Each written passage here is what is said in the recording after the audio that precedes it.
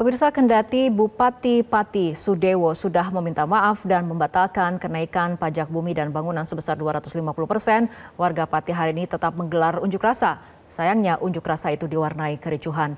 Namun di tengah kericuhan, DPRD Kabupaten Pati bersepakat untuk membentuk pansus angket pemakzulan Sudewo. Lantas apa konsekuensinya? Sudah bersama kami Direktur Eksekutif Komite Pemantauan Pelaksanaan Otonomi Daerah atau KPPOD, Herman Suparman. Selamat malam Pak Herman. Selamat malam, Mbak Fitri. Baik, Pak Herman, pembatalan kenaikan PBB tidak menyurutkan kekesalan warga terhadap Bupati Pati. Nah, bagaimana Anda membaca kemarahan warga Pati ini?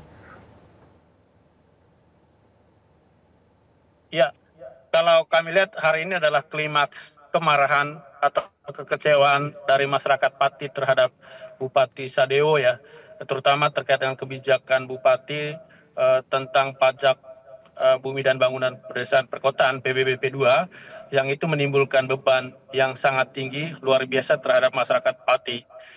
Dan bagi kami kemarahan kekecewaan yang kita lihat per hari ini masuk akal mengingat Bupati sendiri mengabaikan beberapa prinsip yang paling mendasar dalam proses penyusunan kebijakan, terutama kebijakan pajak yang itu berpotensi menimbulkan beban yang luar biasa bagi masyarakat. Yang pertama, pengabaian terkait dengan partisipasi publik dalam proses perancangan kebijakan tersebut.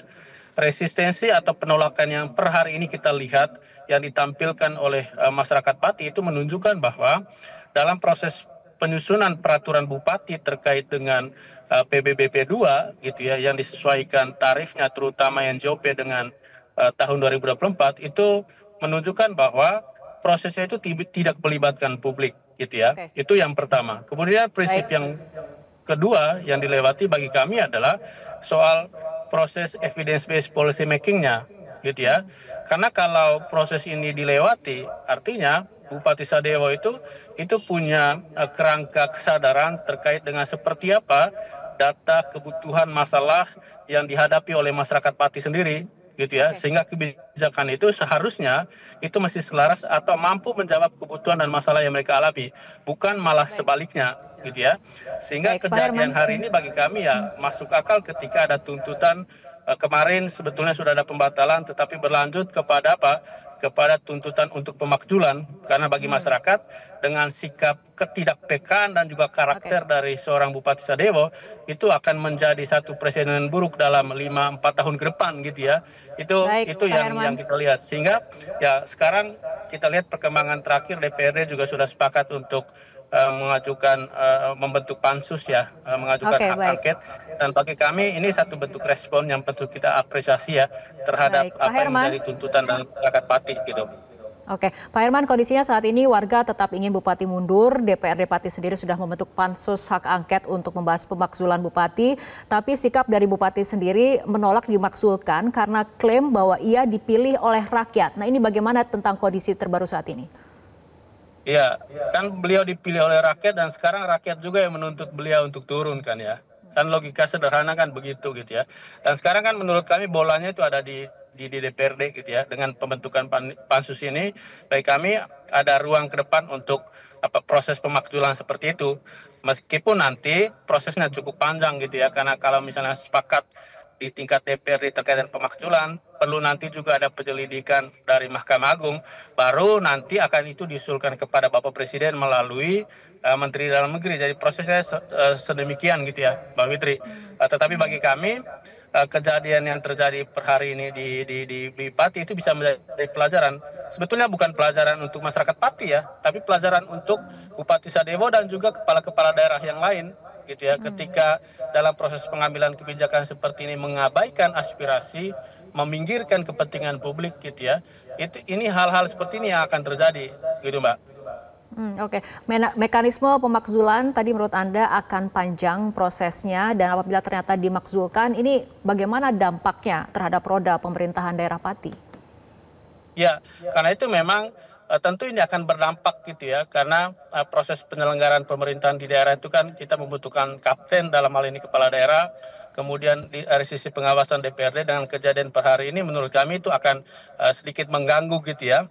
Karena itu yang kita harapkan dengan tuntutan hari ini kita paling utama sebetulnya adalah kita perlu membuka ruang dialog gitu ya, baik antara Bupati Sadewo maupun dari sisi masyarakatnya. Kemudian yang kedua, kita juga mengharapkan intervensi dari pemerintahan yang lebih tinggi, terutama dari Gubernur Jawa Tengah sebagai wakil pemerintah pusat di daerah, gitu ya. Itu yang kita harapkan sehingga tidak mengganggu penyelenggaraan pemerintahan, tidak mengganggu pelayanan publik, dan juga tidak mengganggu pembangunan yang sedang berjalan, gitu Pak Fitri. Oke, baik Pak Herman, ini pertanyaan terakhir, artinya pelajaran apa yang harus ataupun bisa diambil dari kondisi kebijakan Pemda Pati dan kemudian memantik kemarahan warga Pati ini?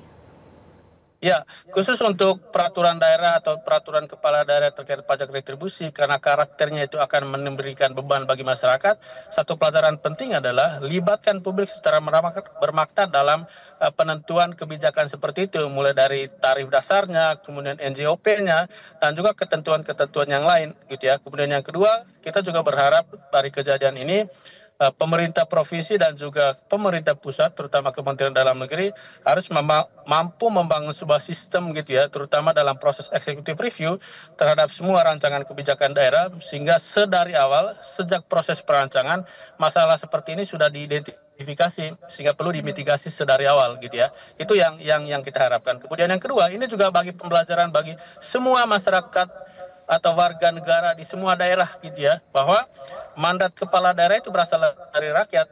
Masyarakat Pati per hari ini memberikan pelajaran penting bahwa kita punya hak dan kewajiban, karena itu kita mesti menggunakan itu dengan baik gitu ya.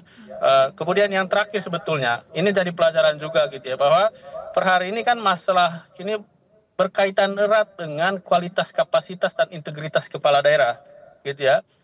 Dan kita dalam proses pemilihan kepala daerah ke depan, hal terkait dengan kapasitas dan integritas ini harus menjadi pertimbangan utama, bukan berdasarkan kedekatan dari sisi kekerabatan, kepentingan politik, atau kepentingan ekonomi tertentu, tetapi kapasitas dan integritasnya, dan terutama bagi partai politik yang melahirkan politisi-politisi yang menjadi kandidat kepala daerah juga perlu memperhatikan ini, sehingga tidak menimbulkan beban tambahan bagi masyarakat ketika mereka memerintah di daerah pasca pilkada. Itu Mbak Fitri. Oke, baik Pak Herman, terima kasih telah berbincang bersama kami malam hari ini dalam Prime Time News. Jelajahi cara baru mendapatkan informasi. Download Metro TV Extend sekarang.